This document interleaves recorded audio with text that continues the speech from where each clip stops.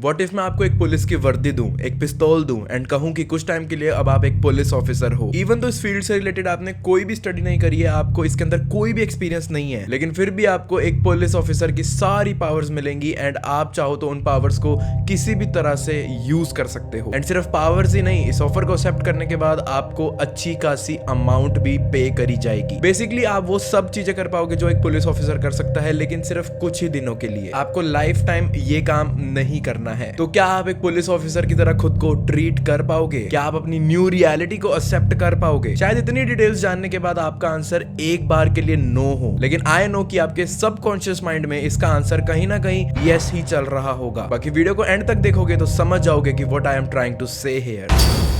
Stanford prison experiment एक normal सी social psychological study होने वाली थी, जो कि नॉर्मल बिल्कुल भी नहीं रह पाती है। उसके अंदर कॉलेज के स्टूडेंट्स को ही बुलाया गया था एंड फर्दर बाद में उनको दो पार्ट्स के अंदर, दो ग्रुप्स के अंदर डिवाइड किया गया था, प्रिजन के गार्ड्स एंड प्रिजन के कैदियों के अंदर। बट स्टूडेंट्स को स्टडी के लिए, जो कि एक स्टडी नहीं थी, एक एक्सपेरिमेंट ही होने वाला था, उनको अट्रैक्ट करने के लिए इसकी मार्केटिंग थोड़ी अलग वे में करी जा रही थी। फिलिप जॉर्ज जिम्बार्डो, जो कि स्टैनफोर्ड के ही एक प्रोफेसर थे एंड प्रिंसिपल इन्वेस्टिगेटर थे इस स्टडी के पीछे, उन्होंने as a psychological effects of prison life की फाइंडिंग्स के तौर पर इन स्टूडेंट्स को बुलाया था एंड करीब 75 स्टूडेंट्स ने अपनी एप्लीकेशंस को सबमिट करा था, जिसमें से 24 स्ट्रॉन्ग कैंडिडेट्स जो मेंटली एंड फिजिकली काफी ज्यादा फिट थे इस टास्क के लिए, सिर्फ उनको ही सिलेक्ट किया गया था। सारे पार्टिसिपेंट्स एकदम रैंडम थे एंड कोई भी एक दूसरे को नहीं जानता था। ये एक्सपेरिमेंट करीब 2 हफ्तों के लिए प्लान किया गया था एंड इवन इस चीज के इनको $15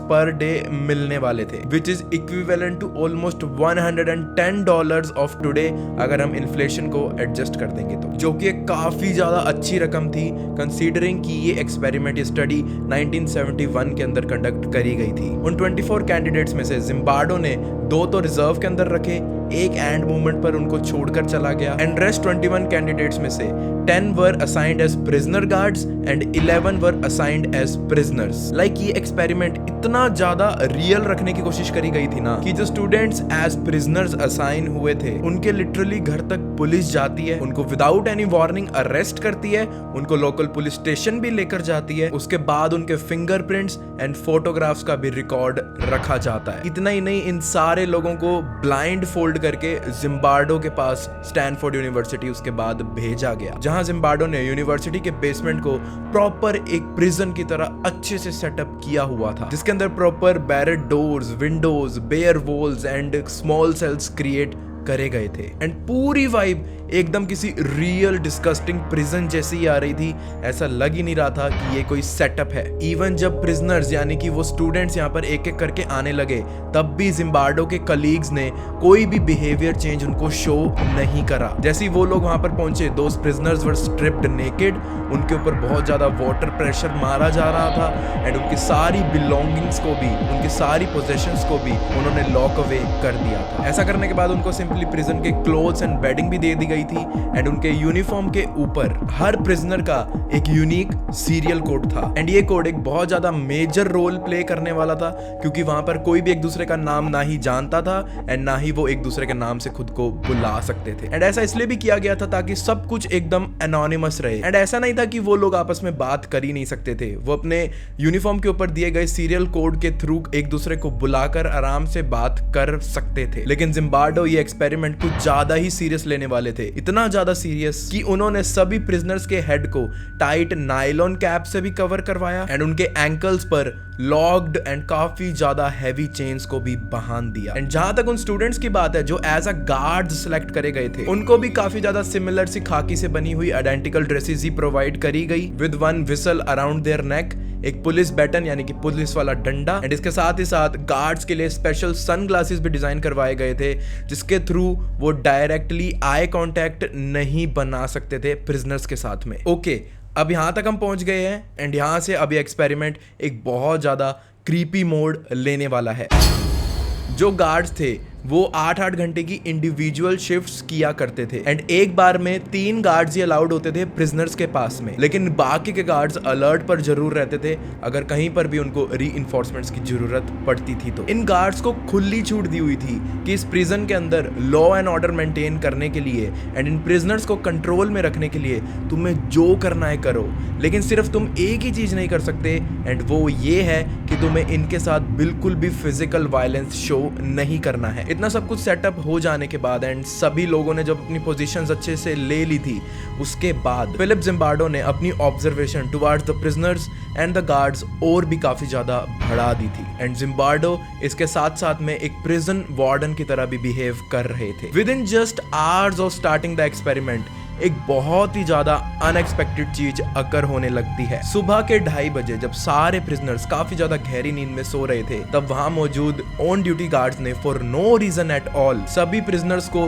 बहुत ज्यादा विस्लिंग करके उठाना शुरू कर दिया एंड उन्होंने इतनी सुबह उनको इसलिए उठाया था क्योंकि वो उनके साथ काउंट्स प्रैक्टिस करना चाहते थे। काउंट्स बेसिकली एक प्रिजन टर्म है दोस्तों, जिसके अंदर गार्ड्स सभी प्रिजनर्स को एक दूसरे के साथ फेमिलियराइज करवाते हैं with a special number on their uniform जो भी उनको अलॉट हुए हैं एंड ऐसा करने से गार्ड्स को भी एक्स्ट्रा कंट्रोल मिल पाता था प्रिजनर्स के ऊपर। प्रिजनर्स ने भी सून अपने आप को इस एनवायरनमेंट एंड इस बिहेवियर के अंदर एक्सेप्ट करना शुरू कर दिया था। वो नॉर्मल एक दूसरे के साथ बातें करते रहते थे, प्रिजन के इश्यूज के बारे में भी बातें करते रहते थे एंड इवन गार्ड्स के साथ में अपनी एक दूसरे की स्टोरीज भी वो शेयर करने लग गए थे। ऐसा लग रहा था स्टार्टिंग डेज में मानो जैसे ये लोग भूल चुके हैं कि एक एक्सपेरिमेंट के अंदर है, ये एक काइंड ऑफ स्टडी के अंदर है, ना कि एक रियल प्रिजन के अंदर है। बट सून ऐसा होने लग गया था कि कुछ प्रिजनर्स गार्ड्स को इंप्रेस करने के लिए एंड उनको अपनी तरफ करने के लिए, अपनी साइड करने के लिए काफी ज्यादा उनकी हाँ में हाँ मिलाने लग गए थे हर बात को लेकर। स्पेशली तब ये ऐसा ज्यादा होने लग गया था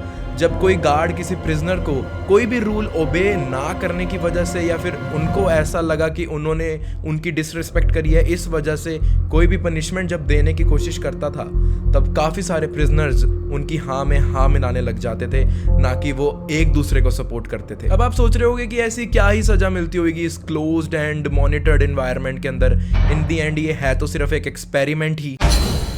आपको बताना चाहूंगा कि गार्ड्स की जो स्टार्टिंग वाली पनिशमेंट्स थी वो तो इतनी ज्यादा ब्रूटल नहीं होती थी। लाइक वो कभी कभार इन प्रिजनर्स को पुशअप मारने की जो है पनिशमेंट्स दे देते थे एंड कभी कभार इनकी बैक्स के ऊपर पुशअप मारते वक्त वो खुद बैठ जाते थे या फिर दूसरे प्रिजनर्स को बिठा देते थे। लेकिन अभी शायद मेरी बातें सुनकर आपको ऐसा लग रहा होगा कि शायद मैं अब आपको 2-3 दिन की कहानी बता रहा हूँ, लेकिन ऐसा नहीं है।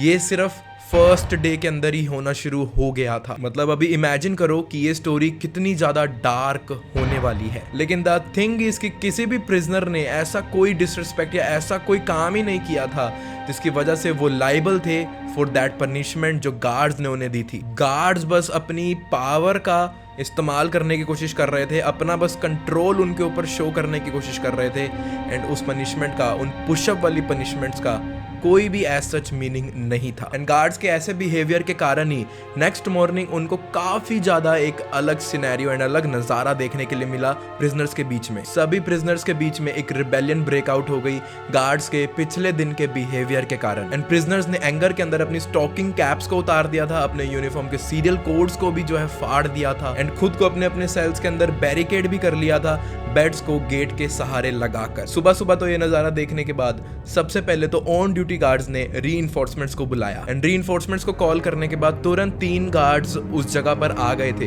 एंड जो नाइट से गार्ड मौजूद थे वो तो वहां सीन में अवेलेबल थे ही। बट अब एक बहुत ही ज्यादा स्केरी इंसिडेंट होता है। लाइक ये मान लो कि सेकंड डे पर ही कुछ ऐसा हो जाना वाज रियली अनएक्सपेक्टेड एंड ये सुनने के बाद शायद आपको भी ये फील जरूर आएगी कि ये एक्सपेरिमेंट अब एक हेल बनता हुआ जा रहा था।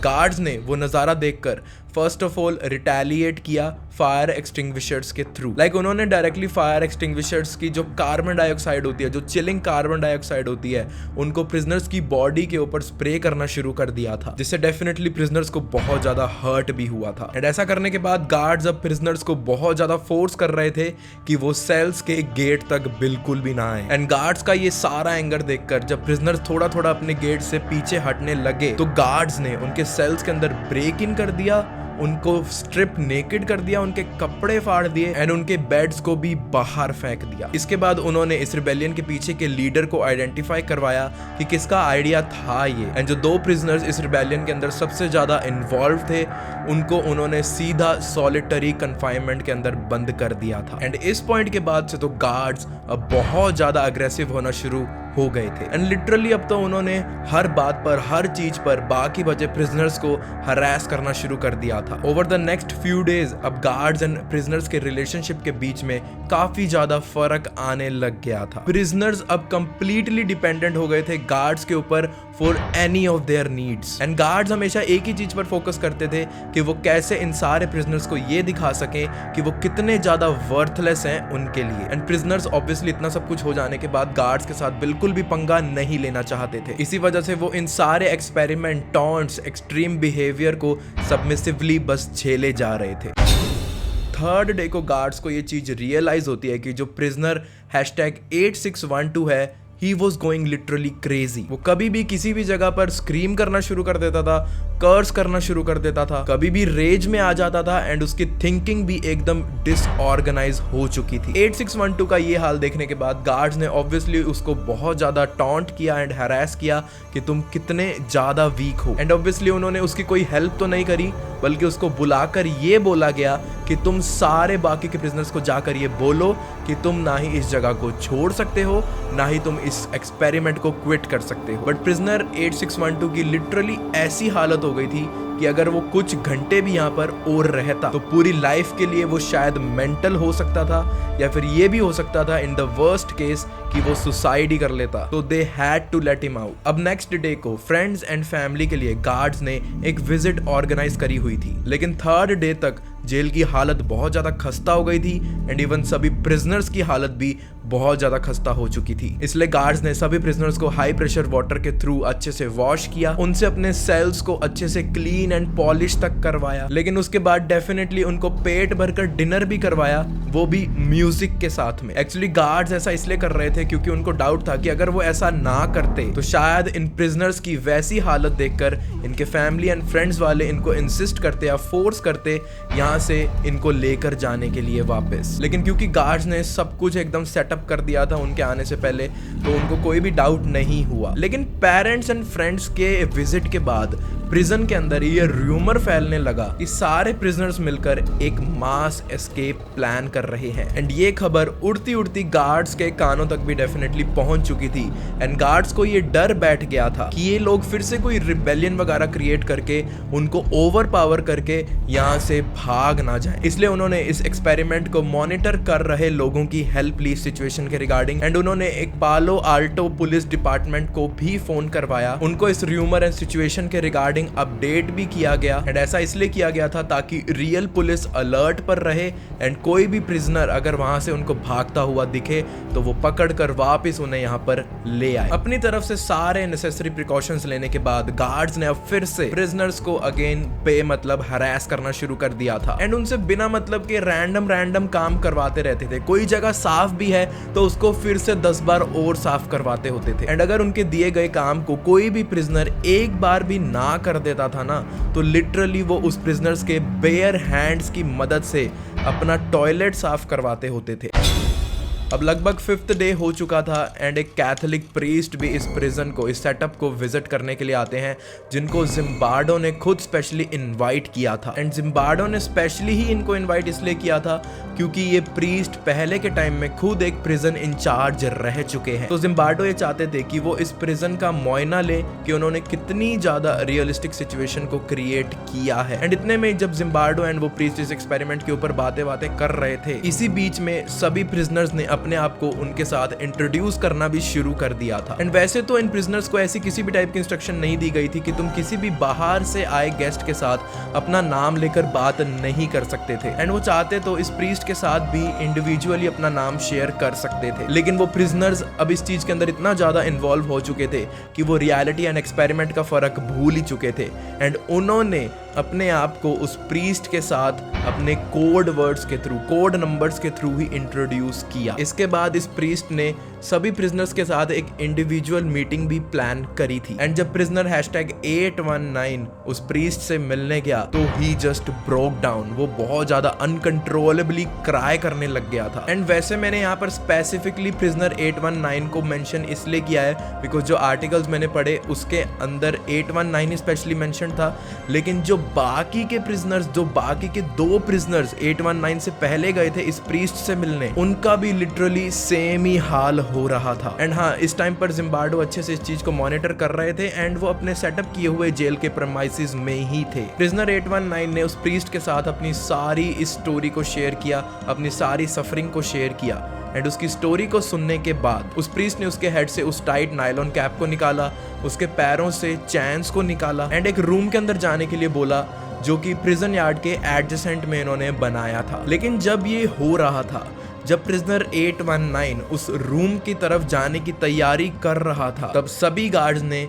बाकी मौजूद प्रिजनर्स को एक लाइन के अंदर इकट्ठा किया, उसके रास्ते के बीच में खड़ा किया एंड उनको फोर्स किया ये चैंट करने पर कि prisoner 819 is a bad prisoner and my cell is a mess because of him. ये सारी चैंटिंग सुनते सुनते एंड ये सारी हरासमेंट को झेलते झेलते वो जैसे ना तैसे उस बताए हुए रूम तक चला ही जाता है। लेकिन जब जिम्बार्डो उसको उस रूम में विजिट करने के लिए आया तो उन्होंने देखा कि उसके हाल बहुत ज्यादा खराब हो चुके हैं। वो अपने पैरों को बेड के ऊपर फोल्ड करके बहुत ज्यादा सॉब कर रहा था एंड उसकी ऐसी हालत देखने के बाद इवन जिम्बार्डो को भी थोड़ा पैटी फील हुआ एंड जिम्बार्डो ने उसको यहाँ से फटाफट जाने के लिए बोला। लेकिन प्रिजनर 819 ने इस ऑफर को रिजेक्ट कर दिया, ये बोलकर कि बाकियों ने उसको रिसेंटली एक बैड प्रिजनर का टैग दिया है एंड वो ये टैग लेकर यहाँ से नहीं जाना चाहता है, वो खुद को डेफिनेटली इंप्रूव करेगा। उसकी ये बात सुनने के बाद, उसकी ये जिद के बाद जिम्बार्डो ने उसको रियल नाम से बुलाया उसके एंड उसको समझाया कि ये कोई रियल जेल नहीं है, ये कोई रियल एनवायरनमेंट नहीं है, वो कोई रियल गार्ड्स नहीं है,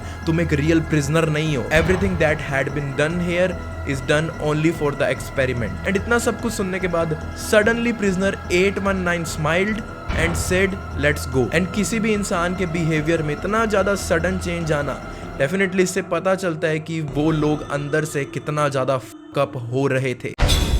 डॉक्टर जिम्बार्डो का रियल प्लान तो यही था कि वो 2 हफ्तों तक इस एक्सपेरिमेंट को कॉन्टिन्यूसली रन करना चाहते थे, लेकिन इस वाले एक्सपेरिमेंट को 6th डे के अराउंड ही कंप्लीटली डेमोलिश करना पड़ गया था, क्योंकि ऑलमोस्ट सभी प्रिजनर्स का बहुत ज्यादा मेंटल ब्रेकडाउन हो रहा था एंड किसी भी प्रिजनर से अपने इमोशन कंट्रोल ही नहीं हो पा रहे थे। And on the other hand जो कैंडिडेट्स एज गार्ड सेलेक्ट हुए थे वो एक्सेसिव अग्रेशन एंड बहुत ज्यादा बुली बिहेवियर से फिलअप हो जा रहे थे। लाइक ए साइकोलॉजिकल एक्सपेरिमेंट बिल्कुल भी as planned and as expected नहीं जा रहा था, ये बहुत ज्यादा ब्रूटल होता हुआ जा रहा था। लेकिन इस एक्सपेरिमेंट ने रिसर्चर्स को एक बहुत ही ज्यादा क्रूशियल चीज जरूर सिखाई कि कैसे सिर्फ तुम्हारा एनवायरनमेंट ही तुम्हें कितना ज्यादा चेंज कर सकता है। बट यू नो व्हाट, मेरे को अपनी रिसर्च के दौरान ये भी पता चला, जो आप शायद यकीन नहीं करोगे, लेकिन जो जिम्बार्डो हैं, जो इस एक्सपेरिमेंट के पीछे की बैकबोन थे, उन तक ने भी अपने एक इंटरव्यू के अंदर ये चीज एक्सेप्ट करी थी कि उस एनवायरनमेंट ने इवन उनको भी बहुत ज्यादा अफेक्ट करना शुरू कर दिया था एक पॉइंट के बाद। एंड वो भी खुद को एक प्रोफेसर या फिर साइकोलॉजिस्ट की तरह नहीं देख पा रहे थे। उनके दिमाग में ऐसा चल रहा था जैसे वो सच में एक रियल जेल है एंड वो उस जेल के सुपरिंटेंडेंट है। इसी वजह से उन्होंने ये भी बताया कि वो अंदर हो रहे टॉर्चर्स के ऊपर इतना ज्यादा ध्यान नहीं दे रहे थे। आप में से शायद बहुत लोग ये भी सोच रहे होंगे कि जिम्बार्डो एंड उनके कलीग्स ने फर्स्ट प्लेस के अंदर ये एक्सपेरिमेंट सोचा ही क्यों, लाइक उनका मोटिव क्या था। दरअसल जो प्रिजन के एक्चुअल गार्ड्स होते हैं वो बहुत ही ज्यादा सैडिस्टिक एंड बहुत ही ज्यादा ब्रूटल नेचर के होते हैं। लाइक स्पेशली यूएस के ऑलमोस्ट हर प्रिजन के अंदर तो सभी गार्ड्स का यही हाल होता है। लेकिन इन दी एंड वो लोग भी है तो एक ह्यूमन बीइंग ही है, तो वो भी एक इमोशनल बीइंग ही। तो जिम्बार्डो ये देखना चाहते थे कि उन गार्ड्स का ऐसा बिहेवियर इनकी सच में सैडिस्टिक पर्सनालिटी के कारण ही ऐसा रहता था, या फिर प्रिजन का नेगेटिव एंड एंग्री एनवायरनमेंट उनको ऐसा बना देता होता था। एंड इस चीज का आंसर आई गेस अब आप लोगों को भी अच्छे से मिल ही गया होगा। जिम्बार्डो को अपने इस एक्सपेरिमेंट एंड स्टडी के लिए आज तक भी काफी ज्यादा हेट मिलती है, लेकिन उन्होंने इस चीज को एंड इस फैक्टर को काफी ज्यादा एक्सेप्ट कर लिया एंड ये रियलाइज भी कर लिया है कि ये लाइफ टाइम उनके साथ ऐसा ही होगा। वो एज अ विलन ही शायद देखे जाएंगे हमेशा सोसाइटी में, एंड वो अपनी इस गलती से, अपने इस एक्सपेरिमेंट से, अपने इस नाम से कभी भी भाग नहीं पाएंगे। इसके साथ ही साथ दोस्तों, मैंने आपसे स्टार्टिंग में ये भी पूछा था कि इसी तरीके से अगर आपको कुछ टाइम के लिए एक पुलिस ऑफिसर बनने का मौका दिया जाएगा तो क्या आपके अंदर भी वैसे ट्रेड्स आने लगेंगे? लाइक मानो कि आपके लिए भी एक ऐसा एनवायरनमेंट क्रिएट किया गया है जहां पर सारे पुलिस ऑफिसर्स लगभग आपके साथ में काम करने वाले हैं। आपको इवन ये भी पता है कि जो क्रिमिनल्स होंगे या फिर जितने भी लोग होंगे उनसे भी आपको डील करने का मौका मिलेगा, एंड कहीं ना कहीं अंदर ही अंदर आपको ये सिक्योरिटी भी होगी कि ये सारी चीजें करते वक्त आप अकेले बिल्कुल नहीं हो, आपकी सपोर्ट में और भी काफी सारे लोग खड़े हैं। तो मे भी शायद आप उन गार्ड्स की तरह ही अपने अंदर भी कुछ ऐसे चेंजेस को नोटिस करो जो शायद आपने अपनी फार इमेजिनेशन के अंदर भी इमेजिन नहीं करे होंगे। एंड ये तो दोस्तों वैसे भी कुदरत का नियम है कि नेगेटिव चीजें हमेशा जल्दी ट्रेवल करती हैं देन द पॉजिटिव्स। वीडियो की रिसर्च में काफी ज्यादा मेहनत लगी है एंड ऑब्वियसली आई होप आप लोगों को वो दिख ही रहा होगा। तो प्लीज इस वीडियो पर 600 कमेंट्स एंड 10,000 लाइक्स जरूर पूरे कर देना। एंड आपके खुद के पर्सनल थॉट्स क्या हैं इस एक्सपेरिमेंट से रिलेटेड वो भी मेरे साथ डेफिनेटली शेयर जरूर करना। एंड इसके साथ ही साथ आपको मेरे सारे available social media handles description में देखने के लिए मिल जाएंगे, तो डेफिनेटली फॉलो जरूर कर लेना। एंड एज ऑलवेज अगर आप फ्यूचर में भी ऐसी वीडियोस को ही एंजॉय करते रहना चाहते हो तो आप बस चैनल को सब्सक्राइब करके रख लो एंड बाकी सब आप मेरे पर छोड़ दो।